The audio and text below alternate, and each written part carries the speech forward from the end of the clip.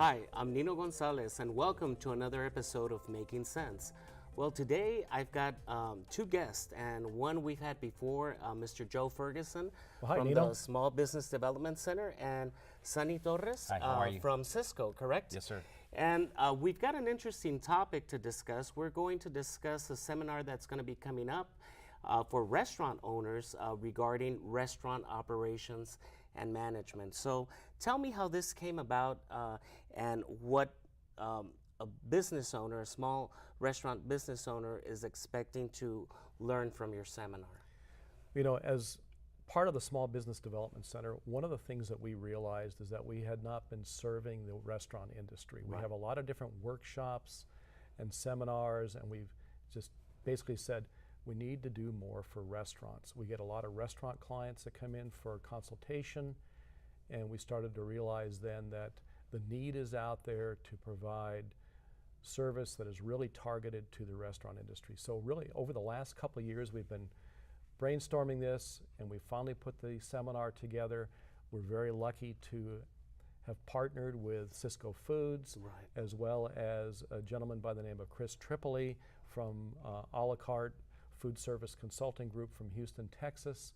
Between the two group experts, we hope that we can impart a lot of knowledge to current restaurant owners in the El Paso area, and possibly even some people that are interested in starting a restaurant and want to know more about it before they invest their hard-earned money. Okay, great. And Sonny, tell me a little bit about Cisco and their operations and what is it that they do? Sure. So Cisco Food Service is a corporate-based company of food service. We're the largest food distributor in the United States. Our home offices are in Houston, where Mr. Tripoli's from, and I run the Latino segment for the New Mexico operation. So we have operating companies under the corporate umbrella. Okay. All right. So you're the one that distributes food products to different restaurants, correct? Correct. So we cover, Cisco New Mexico covers the whole state of New Mexico, southern Colorado, and down into El Paso, all the way out to Sierra Blanca. Okay, great. And so let's talk about why there's a need for this type of seminar. I know you determined that you were underserving that type of community, but let's talk about how hard the restaurant industry is and the failure rate. Sure. We probably see more aspiring entrepreneurs start restaurants than any kind of industry sector that comes into to get assistance from the Small Business Development Center here at the college. And quite often, if we see them after they've started their business, they say, gee, I started my restaurant and I just don't have the number of people I need to be able to make any money, and I'm really concerned. I don't have the money to advertise, and what am I doing wrong? I've got what I think is a good menu as a restaurant owner, and things are just not working. And so, unfortunately, the fact of the matter is, unless they have a good niche, and unless everything is right in the business, they may have good food, but maybe they made errors in their pricing, or maybe they made errors in restaurant layout. Maybe they didn't hire and train the right people. Or maybe they got into a market that might be oversaturated. Like Mexican restaurants in our community. Or taco places, or or wing place, or something like that, correct? Quite often in the restaurant industry, there's a real oversaturation of certain types of restaurants. And as we all know, living in El Paso, there's great Mexican food here, but there's a lot of places to choose from. And we as consumers, we have only so much money we're going to spend, and we're going to be selective as to where we're going to spend that money. And if it's not at maybe a restaurant owner that is struggling, well, that owner's going to continue to struggle and maybe not even know the reasons why they're not successful. That's why we felt there's a need out there. There's a need to take restaurants that are struggling, or maybe want to go to the next level and have a major increase in sales, bring in new customers that they haven't previously serviced. So we said we need to bring in some experts that know the industry better than maybe our business advisors actually do. So that's why we invited in Cisco Foods and Chris Tripoli. A wonderful opportunity for somebody who's thinking of going into the restaurant business, and maybe take a look at it at a different viewpoint, because maybe their idea might not work. as we were mentioning about the oversaturation, you know, the Mexican food places, taco places, how many of those do we see spring up? And we see a restaurant pop up, and maybe 3 or 4 months later, it's gone. That's correct. And not only with the restaurant industry, I know, Sonny, you have a culinary arts experience, and but it's very intensive, isn't it? Absolutely. And especially for the owners, because they have to consistently be there, correct? Absolutely. Yeah, it's something that I think sometimes people underestimate. We all have that friend or someone in the family, friends of the family that cook extraordinarily well, and all of a sudden everyone's just telling them, you should open a restaurant, and they end up opening a restaurant because based on everyone told them they're a great cook, Right. which there's a lot of great cooks, but there's a little bit more to it than just thinking you know how to cook. And I think that's where our local restaurateurs sometimes fail, is that they try to focus so much on the food, and they're not understanding that there's an actual business behind that food. Right, and I think, you know, being an accounting instructor, and a lot of students, they don't understand that, you know, accounting is the language of business, and you've got to know the numbers, regardless whether you like accounting or not. And you've got to know the numbers, and you've got to know the business side of the restaurant industry. But an interesting tidbit, I guess, of information that I did not even know is you were talking about financing, and that there's really not any banks that are willing to touch startup restaurants, correct? That is correct, and the primary reason is the failure rate for new restaurants, especially mom and pop owned restaurants, is extremely high. That being said, the banks realize that, and they're saying, well, why should I invest in Mr. and Mrs. So-and-so here that want to start a restaurant when, yes, maybe you've got a good menu concept and everything else, but we know from past history it's probably not going to be a good model because, one, you've never owned a restaurant before, you don't have the business experience of owning some other type of a business, you don't understand the numbers, you have to have a feeling for hiring and training employees, the legal aspects involved with it, the health aspects involved. It's just a myriad of things to kind of complement what Sonny said in terms of the business side of it. And there's so much to the business side. Somebody has to run the restaurant. The owner, if they choose to be, you know, behind the counter cooking the food, well, somebody else is going to have to be taking care of all the other things. And so that's why a lot of the banks, they shy away from going ahead and be willing to fund a restaurant, and instead those restaurant owners, they have to put up their own money or borrow the money from relatives or charge credit up cards, credit or card. maybe take a home equity line of credit, and we've seen all that, and putting some of those investments at risk. Absolutely. And sometimes, you know, I've been in private practice as an accountant, I've seen small business owners that they don't know when to say when to stop. And I think pride takes over, and they keep dumping money in, and they don't realize it's time to call it quits. Right. And so that's you know, the primary reason for the seminar is, especially those that are maybe going to be startups, or those that have maybe been in business for less than 2 years and they've been lucky enough to be able to stay in business. Come on into the seminar, find out more about it, get some education, talk to some experts that are in the field, that have been there, done that, and can really assist them to be successful, as opposed to doing the same thing over and over again that's just not working for them. Right. And what is Cisco's role in this seminar? So we, you know, when the SBA and Joe and Audrey came to us, they said, we'd like for you to be part of this, you know, deal with Chris Tripoli. He's a consultant.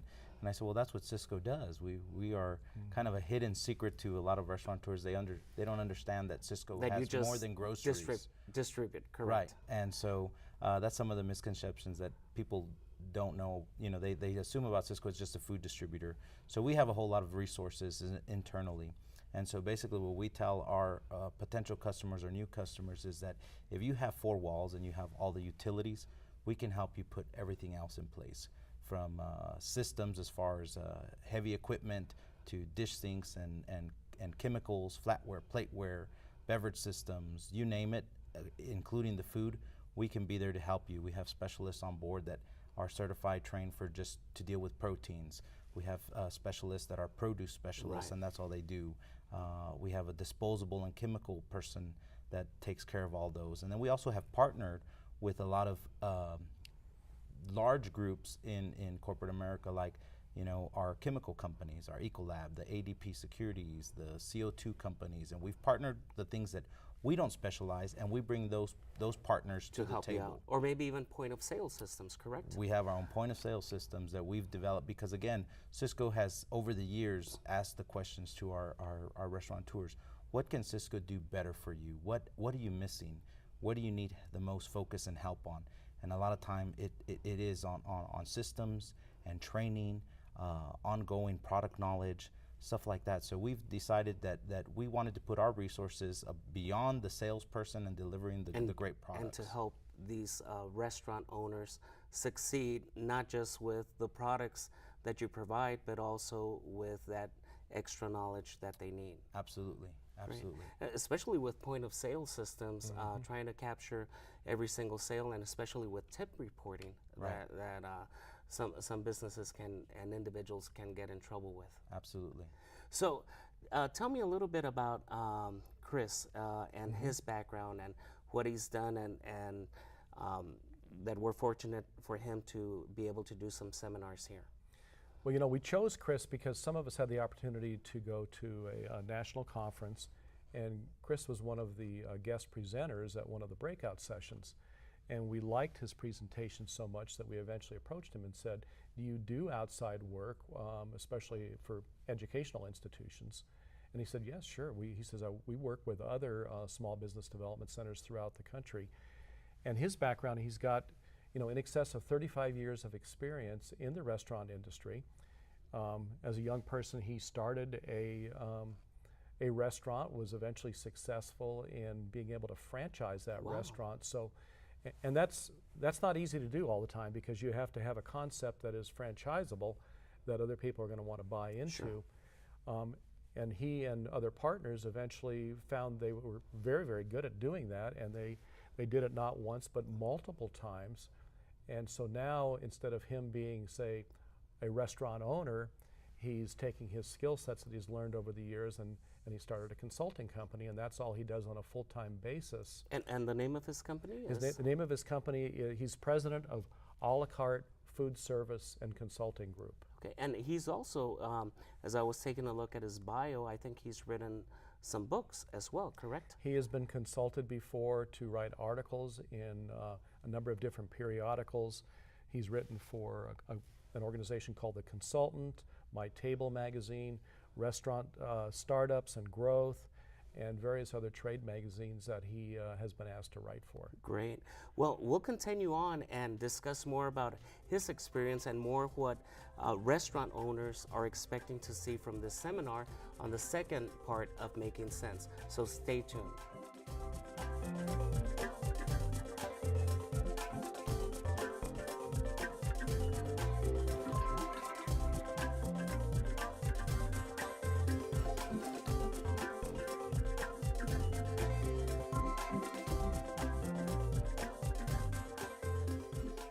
Welcome to the second part of Making Sense, and we're discussing a wonderful opportunity that the Small Business Development Center here at the college is providing for restaurant owners or possible future restaurant owners. So we mentioned that you've got this expert that is coming in, Chris, and with a la carte food service consulting group. And tell me a little bit, just briefly, what else he has done.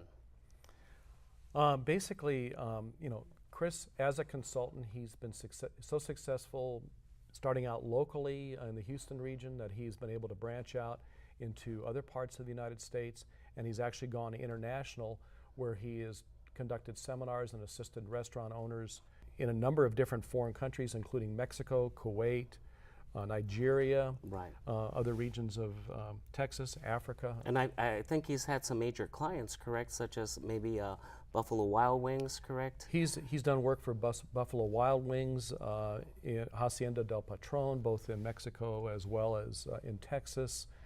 He's worked in Cuernavaca, Mexico, at a very successful restaurant. So his background is very diverse, and I think what you're going to find if people attend this, they're going to see that because of his diverse background, he can most likely help any restaurant owner that comes in, because as I think Sonny maybe can attest, the restaurant business, it's a business. You know, maybe you're serving different food items, but it's still a business, and a lot of things to be successful are done a certain way or a certain combination of ways, as opposed to just the type of food you're serving. Sure. And so let's go into the seminar itself. It's a 2-day seminar, correct? The seminar will be a 2-day seminar. And let's see, what are we covering in day 1? Okay, in day 1, which is going to be on June 27th, it's going to be from 8:30 to 1 p.m. It's going to cover things like reviewing operations and management processes within the restaurant. It's also going to include an understanding of controlling labor costs and food costs. Correct. There's going to be information given on not only hiring, but training and educating the employees that are going to work in the restaurant. Because one of the things that we've seen, and the restaurant owners will tell you, gee, I have so much turnover in my restaurant, I wish I would be more successful if I only had good people. Right. Well, a lot of those good people are the result of good training, and so we're going to enlighten them with some good training techniques.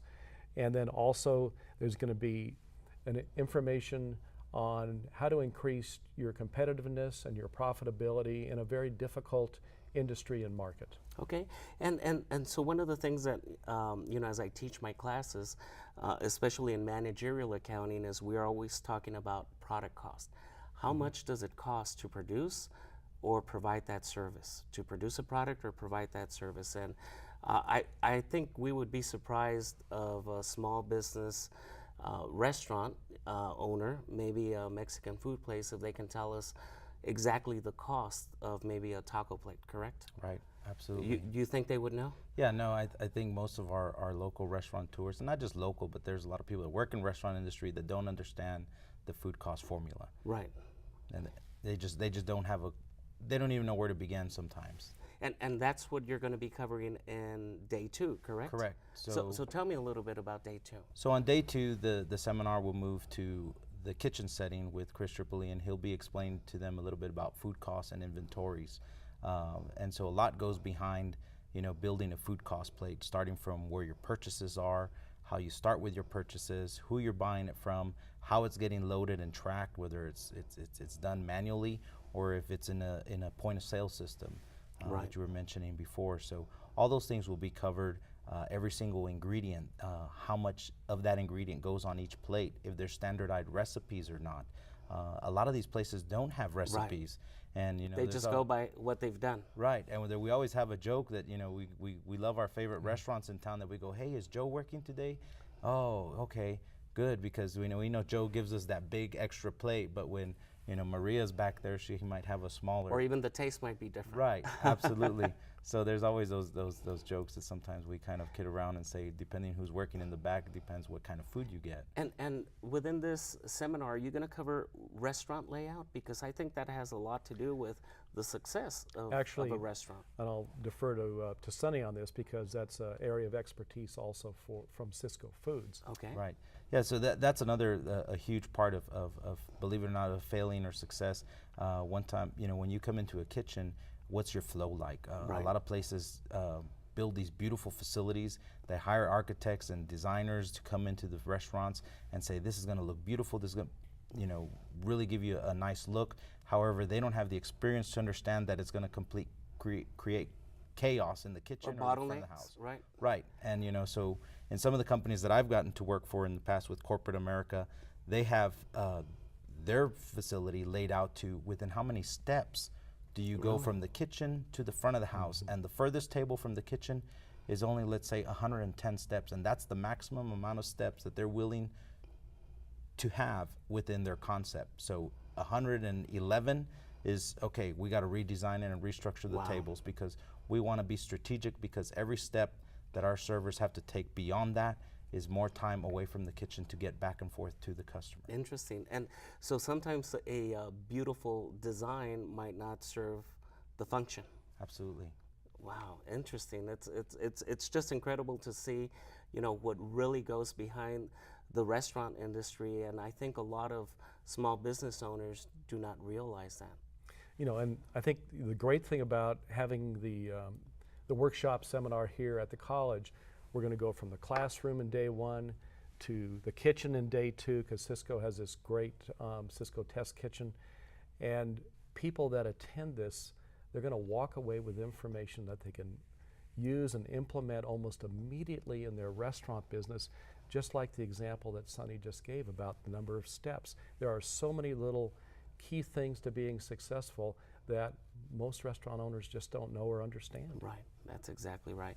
And the nice thing here is that the Cisco Test Kitchen is in conjunction with our culinary arts program here at the college. Correct? Absolutely. We're very fortunate to be partners at here with EPCC Culinary. We're the only Cisco kitchen embedded within a culinary campus in the whole United States. So when our corporate chef came down from Houston, Chef Neil Doherty, he was blown away completely, and he said, we need to have more of these relationships in our different cities where we have our Cisco opcos. So we were just fortunate enough to be part of that, because our operating company in Albuquerque is 300 miles away from our second largest market, which is El Paso. So we had to come up with something for our customers here locally versus trying to get them to go to Albuquerque just to see a few products. Right. And so let's talk about the cost, the limitation on the number of participants, and the times. We already mentioned some times, and the dates. And I think before I enter that, I also want to acknowledge the fact that I mentioned, Cisco is partnering with us along with a la carte food service and the Texas Restaurant Association as well. Oh, really? They're coming on board. So that's a new addition, and we're very happy to have them on board as well, because they know the need for it. So the seminar is going to be 2 half days, as we've mentioned. It's going to take place on June 27th, which is a Tuesday, and June 28th on Wednesday from 8:30 to 1. It's going to be here at El Paso Community College at 9050 Viscount, and it's in Building B. For those that would like to attend, the registration fee is $100. That will include lunch and all the great information they're going to receive while they're here.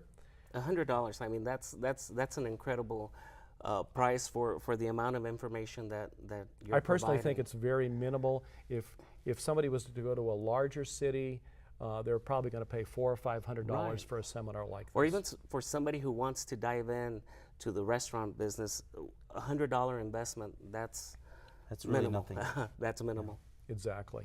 So, I mean, I think it's going to be very worthwhile.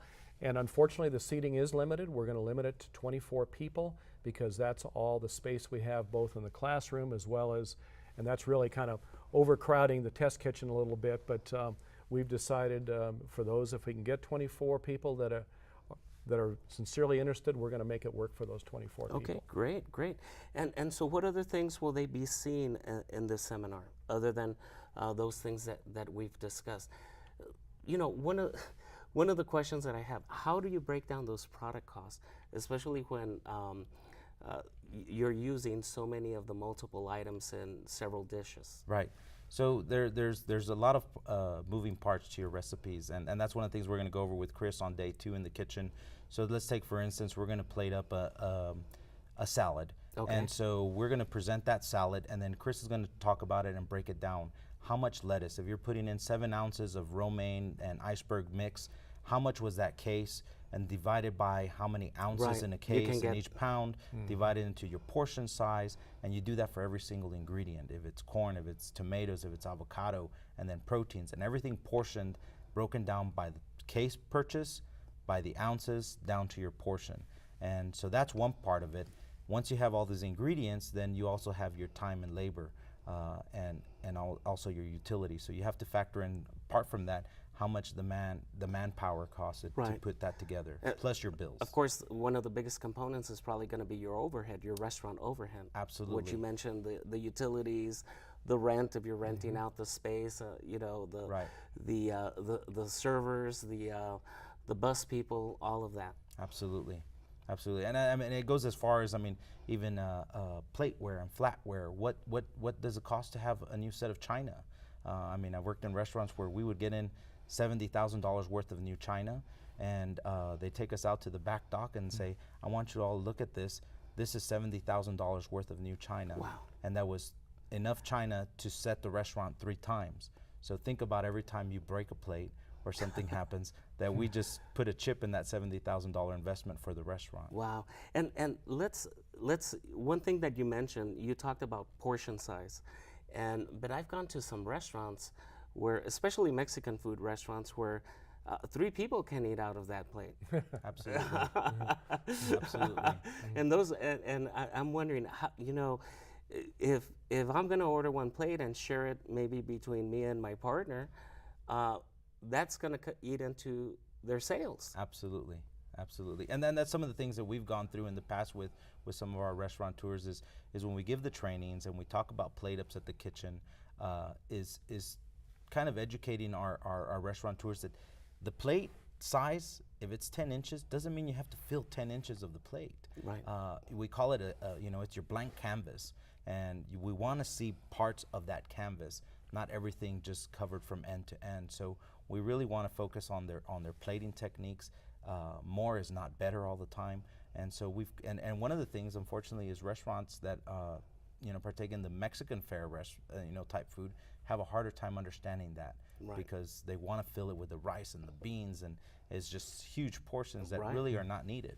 And how about, are you maybe, I don't know, in this seminar, but maybe in another one, ever thought about the nutritional aspect of plates, and maybe I know that we're all getting a little bit more health conscious, and in some cities you're listing calories and things like that. Absolutely.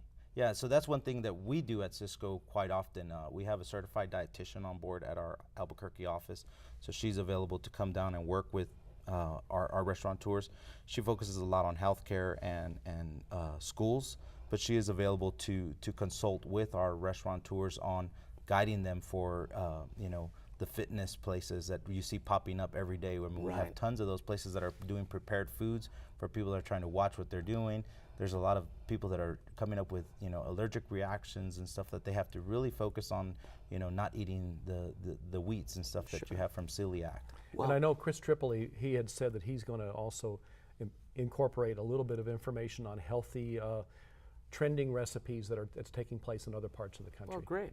Well, thank you very much for taking time out of your busy day, and this is a great workshop. I'm not even in the restaurant business, and I'm even thinking of attending, but all right. it sounds terrific. But thank you very much, Joe, Thank Sonny. you, Nino. And thank you. Thank you very much, and we'll see you next time on another episode of Making Sense.